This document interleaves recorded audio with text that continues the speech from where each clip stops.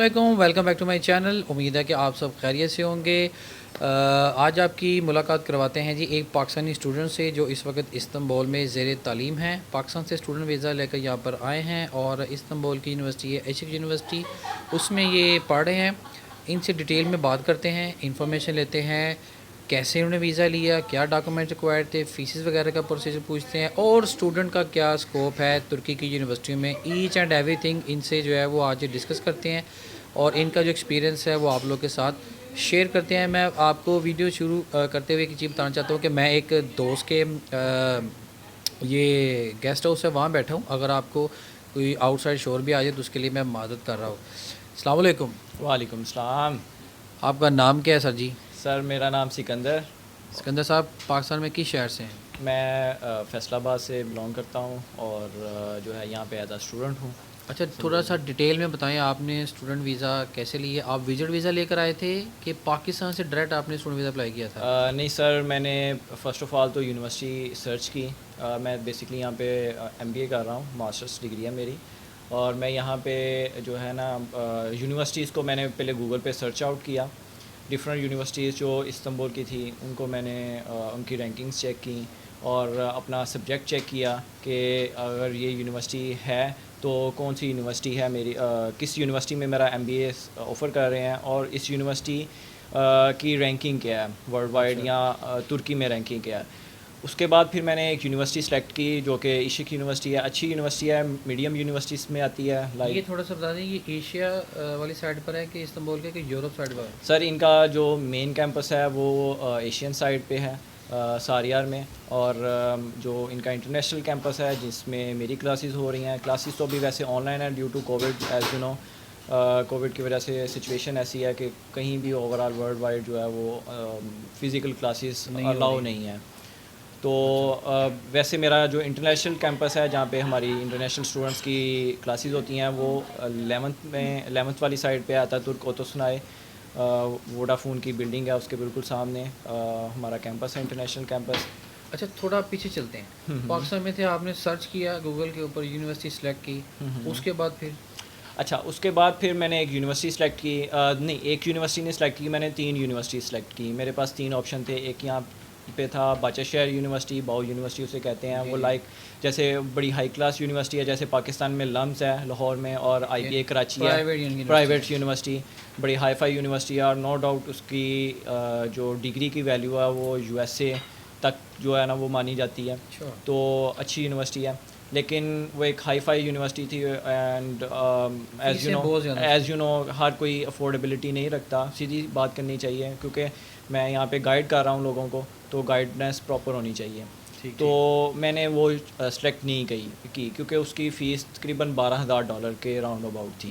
अच्छा, तो पूरे एमबीए की फ़ीस। ठीक तो ठीक। फिर मैं आया मीडियम यूनिवर्सिटी में। मीडियम यूनिवर्सिटी में मेरे पास 2 ऑप्शन थे, एक इशिक यूनिवर्सिटी थी और एक तिजारत यूनिवर्सिटी यहाँ पे थी। तिजारत यूनिवर्सिटी नो डाउट बहुत अच्छी यूनिवर्सिटी थी और गवर्नमेंट एफिलिएटेड यूनिवर्सिटी थी।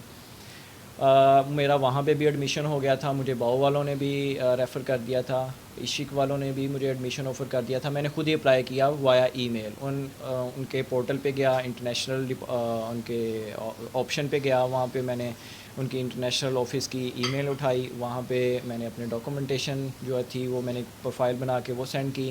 मेन उन्होंने मेरा सीवी देखा, सीवी की बेस पे और मेरी प्रीवियस सीजीपीए जो बैचलर्स की थी क्योंकि मैंने बीबीए किया है, तो उस बेस पे उन्होंने मुझे एडमिशन ऑफ़र किया तीनों यूनिवर्सिटीज़ ने। अच्छा, ये बता दें कि ये तीनों जो यूनिवर्सिटी का आप जिक्र कर रहे हैं ये प्राइवेट है कि गवर्नमेंट की तरफ? तीनों प्राइवेट यूनिवर्सिटी हैं, लेकिन तिजारत जो है वो सेमी गवर्नमेंट में आती है। इनको इसको फाउंडेशन रन कर रही है, like Istanbul chamber of commerce जो है वो इसको रन कर रहा है और ठीक। बड़ी अच्छी यूनिवर्सिटी है। और जो इशिक यूनिवर्सिटी है ये प्राइवेट यूनिवर्सिटी है, लेकिन इट्स अ गुड ऑप्शन अगर आप मीडियम यूनिवर्सिटी में आना चाहते हैं, अच्छी यूनिवर्सिटी में आना चाहते हैं और उसकी फ़ीसिस भी नॉर्मल हो, तो आई थिंक सो इशिक यूनिवर्सिटी एक बहुत बहुत अच्छा ऑप्शन है। अच्छा, तो इस जो आपने एडमिशन लिया तो इसकी कितनी फ़ीस सेमेस्टर वाइज? सर इसकी बेसिकली तो $7,000 फ़ीस थी मेरे पूरे एमबीए की, लेकिन ये कितने टाइम पे हुई था ये? ये वो थोड़ा सा मैं आपको आगे चल के बताता ठीक हूँ। ठीक। $7,000 फ़ीस थी, लेकिन मेरी सीजीपीए बेस पे उन्होंने मुझे 50% ऑफ़ किया। मेरी $3,500 फ़ीस है टोटल एमबीए की। और उसमें फ़र्स्ट इनिशियल जो डिपॉज़िट है अपना एडमिशन सिक्योर करने के लिए वो था $1000।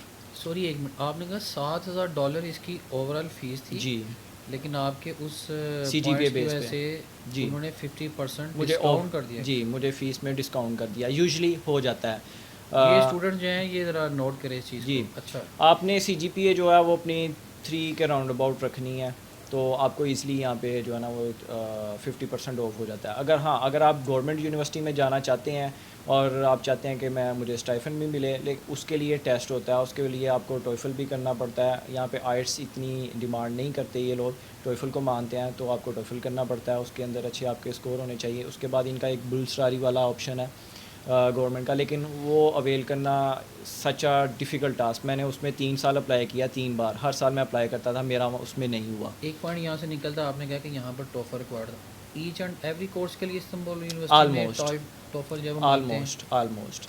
और अगर आप पीएचडी में एडमिशन लेना चाह रहे हैं तो जीमैट और जीआरई भी रिक्वायर्ड करते हैं ये। क्लासों में जब लेक्चर वगैरह हम ये सुनते हैं, अमूमन जो फॉरेनर्स हैं या सिविलियन जो पढ़ते नहीं हैं, जी, जो जी। स्टूडेंट, वो कहते हैं यहाँ पर तर्की चलती है हर जगह। तो क्लासों में भी इंग्लिश या तर्किश? नहीं सर, ये आप पे डिपेंड करता है आप इंग्लिश कोर्स उठा रहे हैं या टर्किश कोर्स उठा रहे हैं। ये मोस्टली option होती है? जी, मोस्टली इंटरनेशनल स्टूडेंट्स तो ओबियसली इंटरनेशनल लैंग्वेज इंग्लिश को ही प्रेफर करते हैं। मैंने भी इंग्लिश को ही प्रेफर किया, क्योंकि टर्किश तो हमें आती नहीं है, क्योंकि यहाँ पे लैंग्वेज बैरियर है, और लैंग्वेज बैरियर की वजह से इंग्लिश कोर्स ही ऑप्शन होते हैं। हर यूनिवर्सिटी में ऑप्शन होता है, तो हर कोर्स में नहीं होता, लेकिन मोस्टली मिल जाता है, इंग्लिश कोर्स टॉफल आपको मिल में जाता है। कितने पॉइंट्स लाजम होते हैं एडमिशन के लिए? सर उसमें 80 पॉइंट मेरे ख्याल से लाजमी होने चाहिए, 80 टू 90 पॉइंट्स। आपके कोर्स में था? नहीं सर, मेरे कोर्स में नहीं था रिक्वायर्ड, लेकिन अगर मैं चाहता कि मैं यहाँ पे बिल्कुल फ्री आता, फिर मुझे टॉइफल करना पड़ना था। और एक इनका टॉइफल के अलावा इनका यूनिवर्सिटी का एक इंटरनल टेस्ट भी होता है, अगर वो मैं पास आउट कर लेता तो उसमें भी जो है ये मुझे प्रेफर कर सकते थे टोटली फ्री एडमिशन के लिए। अच्छा। तो चूँकि मेरे पास टाइम बड़ा लिमिटेड था, तो मैंने वो अवेल नहीं कर सका। लेकिन मोस्ट ऑफ स्टूडेंट्स जो चाहते हैं कि वो बिल्कुल फ्री आएँ, तो वो इस चीज़ पे ज़रा फोकस करें। इंग्लिश बेस्ड टेस्ट होता है, इतना मुश्किल नहीं होता, मैंने खुद दिया है। यहाँ पे रासमस के लिए ये टेस्ट होता है, इंग्लिश बेस्ड ही होता है, सेम वैसे ही होता है वो। एमसीक्यूज टाइप शक्ल में होता है? नहीं सर, ये आइट्स बेस्ड टेस्ट होता है। अच्छा अच्छा अच्छा, आइट 4 फॉर्मेट्स होते मैं हैं, समझ गया। आइट्स टॉइफल बेस्ड टेस्ट होता है वो। ठीक ठीक। अच्छा, फिर आपने पाकिस्तान से सारा कुछ आपने ये जी सर्च हाँ। वगैरह कर लिया? जी हाँ, फिर तो मैंने इनिशियल डिपॉजिट $1000 जो है वो सबमिट करवाया यूनिवर्सिटी नहीं, को। वो कैसे, जब पाकिस्तान में थे आपने वहाँ से तुर्किश के यूनिवर्सिटी के अकाउंट अकाउंट में। में पाकिस्तान से भिजवा दिए? जी, भिजवा दिया। उन्होंने मेरी वेरिफिकेशन की, विद इन 1 वीक जो है ना मुझे एक्सेप्टेंस लेटर मुझे मिल गया, जिस पे फीस जमा करवाने के बाद जी, फ़ीस जमा कराने के बाद आपको एक लेटर मिला? 2 लेटर इशू करते हैं। एक टेम्परेरी एडमिशन लेटर होता है, जिसमें वो ऑफ़र कर रहे होते हैं कि आपका एडमिशन हो जाएगा, ये फ़ीस होगी, ये रिक्वायरमेंट्स होगी, ये रूल्स एंड रेगुलेशंस हैं। ठीक। ठीक है, उसको हमने फॉलो करना है। उसमें इनिशियल डिपॉजिट जो है वो डिफरेंट यूनिवर्सिटी डिफरेंट रिक्वायर करती हैं। मेरी $500 भी इनिशियल डिपॉजिट होता है, $1000 भी इनिशियल डिपॉजिट होता है। मेरी यूनिवर्सिटी ने $1000 जो है वो रिक्वायर किया था, तो मैंने $1000 जब जमा करवा दिया, विद इन 1 वीक मुझे ट्रैवल वीज़ा अप्लाई करने के लिए जो एक्सेप्टेंस लेटर होता है यूनिवर्सिटी की तरफ से मुझे इशू कर दिया गया। उसके बाद फिर उस लेटर की बेस पे जो है वीज़ा प्रोसेस स्टार्ट होता है अच्छा, ये आपका। वो जो एडमिशन के लिए डॉक्यूमेंट्स रिक्वायर्ड होते हैं, हम्म। जैसे पाकिस्तान से डिग्री बेस है, मैट्रिक, जी, जी। इंटर, ग्रेजुएशन या मास्टर, वो उन्होंने मांगी है आपसे या टेस्ट शुदा फॉरेन अफेयर से या नोटराइज जी, करवा सर। के? जी, जी, वो आपने सर। पाकिस्तान से करवाए थे सारा कुछ? जी, सर उसमें मैं आपको वीज़ा डॉक्यूमेंटेशन जो है ना प्रॉपर A to Z मैं आपको गाइड कर Student देता के हूँ हवाले से? स्टूडेंट के हवाले से। अच्छा अच्छा। First of all polio card चाहिए होता है। पोलियो कार्ड आप कहीं भी अपने चले जाएं, डिस्ट्रिक्ट ऑफिस के चले जाएं, डिस्ट्रिक्ट हेल्थ ऑफिस में, वहाँ से आपको फ्री ऑफ कॉस्ट मिल जाता है। येलो कलर का एक छोटा सा पोलियो कार्ड ठीक, होता है, ठीक, फ्री ऑफ कॉस्ट मिल जाता है। उसके बाद मेन चीज़ जो है वो आपको पासपोर्ट चाहिए, फिर FRC चाहिए जो कि नादरा से मिलता है, फैमिली रजिस्ट्रेशन कार्ड। फिर उसके बाद आपकी डिग्री और DMC रिक्वायर्ड होती है। उसके बाद आपको इंटर एंड मैट्रिक का आपका रिज़ल्ट कार्ड या उसका जो सनद है वो रिक्वायर्ड होगी। उसके बाद affidavit of support from father, मतलब बैंक स्टेटमेंट शो करनी है। बैंक स्टेटमेंट के साथ आपको एफिडेविट भी चाहिए होता है, जो कि गवर्नमेंट का जो स्टाम्प पेपर जिसे हम कहते हैं, उस पर आपने अपने फादर की तरफ से अप्रूवल लेना होता है कि मैं आपका जो गार्डियन है वो आपको श्योर करे उस लेटर में कि मैं इसके एक्सपेंसेस सारे बियर करूँगा। तो वो एफिडेविट लेटर चाहिए होता है। बैंक स्टेटमेंट मिनिमम जो है फॉर सेफ साइड आपको 1 मिलियन लाजमी करनी चाहिए। 6 to 7 मिलियन पे भी वीज़ा लग जाता है, लेकिन मैं प्रेफर आपको ये करूँगा कि अगर आपने वीज़ा लगवाना है तो आप 1 मिलियन मिनिमम लाजमी रखें। उसमें वीज़ा रिजेक्शन रेशो बिल्कुल डाउन हो जाती है। पाक रुपीज़ तो उसके 10 लाख जी 10 लाख रुपया। तो उसके बाद टिकट रिजर्वेशन ये बड़ी ज़रूरी है। होटल रिजर्वेशन, मोस्टली स्टूडेंट कहते हैं कि यार टिकट रिजर्वेशन और होटल रिजर्वेशन क्यों चाहिए। वो जो एम्बेसी है वो ये अश्योर करती है, बल्कि आपको इंटरव्यू में भी ये पूछती है कि आपने टिकट रिजर्वेशन करवा लिया, और सबसे पहले वो आप उनका क्वेश्चन होता है आप वहाँ पे जाके रहेंगे कहाँ पे, तो आपके पास होटल रिजर्वेशन ये लाजमी लेता होनी कौन चाहिए। है?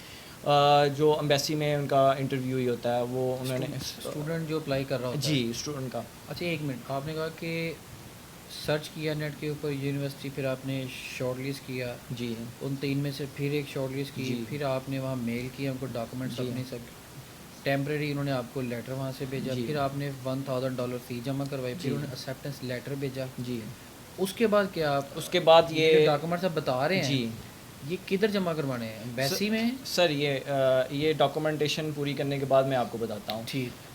होटल रिजर्वेशन आपको लाजमी चाहिए। ट्रैवल हेल्थ इंश्योरेंस लाजमी चाहिए, तकरीबन 4-5 हज़ार रुपये की बन जाती है इजीली। ये आपको चाहिए। फिर नहीं, कोई आप रिकमेंड कर सकते हैं? सर एनी बहुत ज़्यादा है, मैं कोई भी? रिकमेंड, सेम पैसे ले रहे हैं और ठीक है, वो कोई किसी से भी आप करवा लें, नो इश्यूज़। नो इशू, ठीक। 4 तस्वीरें चाहिए वाइट बैकग्राउंड के साथ। टर्की के लिए हमेशा वाइट बैकग्राउंड पिक्चर्स चलती हैं और 1 by 1 चलती है, पाकिस्तानी पासपोर्ट साइज़ तस्वीरें नहीं चलती। नहीं चलती। उसके बाद यूनिवर्सिटी एक्सेप्टेंस लेटर, जिसकी बेस पे आप वीज़ा डॉक्यूमेंटेशन कर रहे हैं, वो तो लाजमी है। उसके बाद आपका आईडी कार्ड लाजमी, उसमें लगेगा यूनिवर्सिटी डिपॉजिट फ़ी स्लिप, जो आपने यूनिवर्सिटी को पे किया है फ़ीस, वो आपको बैंक स्लिप उसकी चाहिए होती है, या यूनिवर्सिटी आपको डिपॉजिट स्लिप भेजती है, मेल करती है, वो आपने उसका प्रिंट निकाल के वो लगाना है। तो उसके बाद फिर वीज़ा लेटर चाहिए होता है।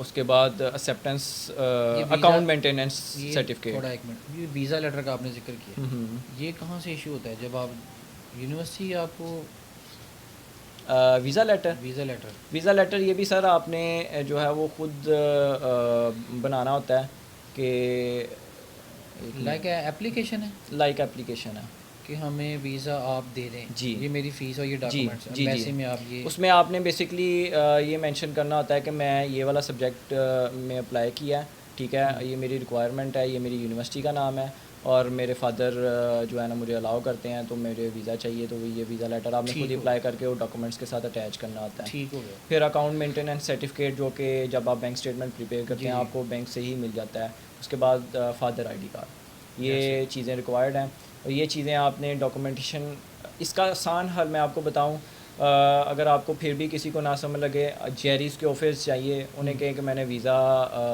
अप्लाई करना है, स्टूडेंट वीज़ा, वो आपको एक लिस्ट देते हैं, उसमें जो है वो आपको जेरीज़ वाले खुद गाइड कर देते हैं। जेरीज ऑफिस हर शहर में होते हैं कि फेडेक्स जहाँ पे ऑफिस होगा, फेडेक्स के ऑफिस के अंदर ही वीज़ा तो ये जेरीज़ FedEx हर ऑफिस शहर में है? ऑलमोस्ट, ये इंटरनेशनल मल्टीनेशनल कंपनी है, तो हर शहर में इजीली इसकी और ये अवेलेबिलिटी कितने है। चार्ज करती हैं? सर ये सिर्फ आपकी फ़ीस जो है वो वीज़ा फ़ीस वही चार्ज कर रहे हैं। स्टूडेंट वीज़ा फीस कितनी? सर जितना नॉर्मल जो चल रहा है, आई थिंक तो 18,500 PKR पाकिस्तानी रुपीज़, जो tourist visa same student same अच्छा अच्छा अच्छा। तो सेम फ़ीस है, उसमें कोई इनमें कमी से पेशी कोई नहीं एक है। ऐसी आप चीज़ बताएं कि कौन से डॉक्यूमेंट जो अटेस्टेड चाहिए हो यूनिवर्सिटी को? हाँ सर, ये तमाम डॉक्यूमेंट्स जो हैं वो आपने नोटरी पब्लिक की स्टैम्प के साथ जो है वो पाकिस्तान में तो नोटरीज नहीं होती। सर आप किसी भी डिस्ट्रिक्ट ऑफिस में चले जाएं, कचहरियों के बाहर चले जाएं, वहाँ पे बैठे होते हैं, आपने नोटरी पब्लिक की उन्हें कहें स्टैम्प लगानी है, तो वो आपके डॉक्यूमेंटेशन पे अच्छा, नोटरी ठीक हो पब्लिक गया। की स्टैम्प लगा देंगे, ठीक है। नोटरी पब्लिक अच्छा, की ये स्टैम्प क्वेश्चन जो मैं पूछ रहा हूँ ना, मैं Not ये to- एक आम आदमी के ऐसे से पूछ रहा हूँ, मुझे तो मालूम है सारा, मैं देखने और सुनने वालों के लिए क्वेश्चन पूछ रहा जी। हूँ। अच्छा, उसके बाद फिर अच्छा, क्या? नोटरी पब्लिक की स्टैंप समटाइम्स कुछ लोगों को मिसगाइड किया जाता है कि ये बहुत ज़रूरी है। ये बहुत ज़रूरी भी नहीं है। ये अगर आप ना भी करवाएं तो इसमें आपके वीज़ा रेशो पे कोई अफेक्ट नहीं होगा। मैंने एहतियातन करवाई थी, तो इसमें आपका वीज़ा पर कोई अफेक्ट नहीं होगा। ये एहतियातन होती है कि क्योंकि फ़र्स्ट टाइम हो रहा होता है, अप्लाई कर रहा होता है इंसान, तो हर इंसान नेचुरली कॉन्शियस होता है कि यार मेरा वीज़ा लग जाए। तो ये मैंने भी एहतियातन किया था, लेकिन बाद में मुझे पता चला कि ये इतनी नहीं है। मैंडेटरी चीज़ नहीं है। ठीक। ठीक है, तो ये डॉक्यूमेंटेशन आपने करके फ़ाइल तैयार करके आपने जेरिस के ऑफिस चले जाना है। ठीक है, वहाँ पे आपको एक इंटरव्यू फॉर्म देते हैं। बड़ा सिंपल सा इंटरव्यू फॉर्म होता है। उसमें आपको इंग्लिश आती है, आप क्यों जा रहे हैं, आपने पहले कभी ट्रैवल किया है, ब्ला ब्ला। इवन के वो इंटरव्यू फॉर्म जेरिस का जो नुमाइंदा होता है वो खुद भी आपको फिलअप करवा देता होता है, अगर आपको अच्छा, ये एक समझना पॉइंट है, ये जो जेरी ऑफिस जाना है इसकी क्या पहले अपॉइंटमेंट लेनी पड़ती है कि डायरेक्ट बस आप चले नहीं, गए आप डॉक्यूमेंट? डायरेक्ट चले जाएँ, अपनी बारी का इंतज़ार करें और अपनी बारी पे आपको बता देते हैं, सारा ठीक हो जाता है। आपने फ़ीस जमा करानी है, अपने डॉक्यूमेंट्स देने हैं। ठीक है, वो इंटरव्यू फॉर्म फिलअप करवाएंगे। वो एक फार्म होता है, 3 2 कितने होते हैं? एक फॉर्म होता है, उस वो मतलब 2 पेजेस फॉर्म होता है एक। ठीक ठीक। ठीक है, वो अटैच होता है, एक पेपर होता है 2 पेजेस, तो वही फॉर्म होता है। उसके बाद आपका वीज़ा जो है वो फ़ीस लेके वो अपने पास वीज़ा सबमिट फाइल सबमिट कर लेते हैं और या फेडेक्स जो है एम्बेसी को भिजवा देते हैं। फिर आपको एम्बेसी से कॉल आती है कि आपका इंटरव्यू है फ़लाँ दिन, जो भी वो डिसाइड करें। आपने उस दिन पहुंच जाना है, वेल ऑन टाइम पहुँचे। फाइल सबमिट होने के कितने दिन के बाद आपको होता है आइडिया कि सर कॉल मुझे आएगी? तकरीबन 1.5 हफ्ते बाद कॉल आई थी, और आफ्टर इंटरव्यू आफ्टर 1 मंथ जो है ना वो मेरा वीज़ा अच्छा, आया ये था। कॉल किधर से आती है, इस्तांबुल से कि ये कराची नहीं पाकिस्तान? सर, इस्लामाबाद एम्बेसी से आपको आती है। और जो बात करने वाले होते हैं वो तर्किश में करते हैं, इंग्लिश या उर्दू में? उर्दू में पाकिस्तानी होता है वहाँ पे जो नुमाइंदा होता है कॉल सेंटर पे, तो तो वो वो क्या क्वेश्चन उन्होंने आपसे पूछे?